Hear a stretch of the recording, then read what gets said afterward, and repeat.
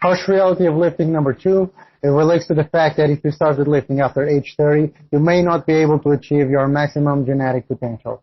Muscle building is a slow process. It is very dependent on the body's levels of testosterone and the body's ability to recover. And with aging, these attributes start deteriorating over time. When testosterone peaks at probably at around 20, it may stay elevated until 25, but after that 30, 35, it just starts decreasing. And less testosterone means less ability to make gains. And the body also recovers more slowly. So any kind of injury that you have takes longer to heal. You just can't do the same stupid stuff you did at 30s and 40s that you did when you were, 15, 20 years old. So a process that is slow is already being slowed down even more by the deterioration of these processes. So if a 15 to 20 years old individual that starts lifting can be expected to peak his physique at around the age of his late 20s, early 30s, an individual with 30 to 35 years old can only or would only be expected to peak at around the age of 45 plus, 50 years old. So at that point, it's not even really a peak. You cannot be expected to achieve the same level of muscle that you would if you would have started younger.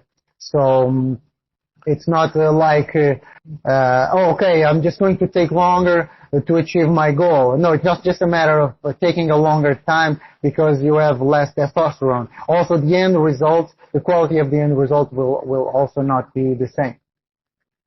Okay, seeing things from the perspective of percentages.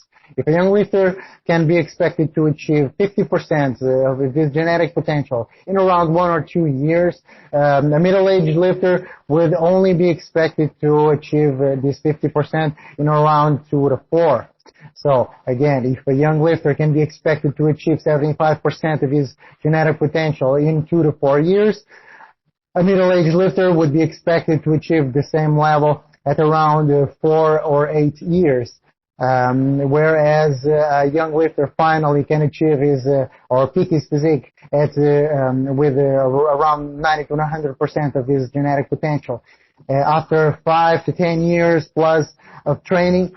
Then for a middle-aged lifter, the time scale at this point is so large that again, as I said before, at that point the aging process is already well on its way, and it cannot be expected to achieve, I would say, maybe more than 85 to 90% of his genetic potential. Now, don't take these percentages too seriously. This is just my rough estimate. I'm not entirely sure. What I do know is that after 30, you cannot achieve 100% of your genetic potential, or very, very rarely can people do so. Okay, having said that, now for the good news. First of all, the vast majority of your gains can be made in the first years of your training, right? This is not one of those investments that you make where you have to put in those long initial years, that long initial early period of grinding, and only after many years can you start to see the results of your investment. No, with muscle building, the vast majority of your results are in the beginning. So that's the good news number one. And the second good news is that even if you achieve 75% of your genetic potential, so let's say that an individual would be able to achieve 15 kilograms of muscle mass, of pure muscle, as his genetic potential. So if you achieve 75%, which would be 11.25 kilograms, that still makes for a very impressive physique. Okay? So if you look at my progress photos, in these last 2 years that I've trained, I packed on around, maybe 4 kilograms, something like that, of muscle. Now, I'm not entirely sure, maybe 3 to 5, I don't know. For 4 kilograms, you can see the difference. So add on to that a little bit more, maybe 5 more kilos, 6 more kilograms, it would completely change your physique entirely. It would be absolutely astounding.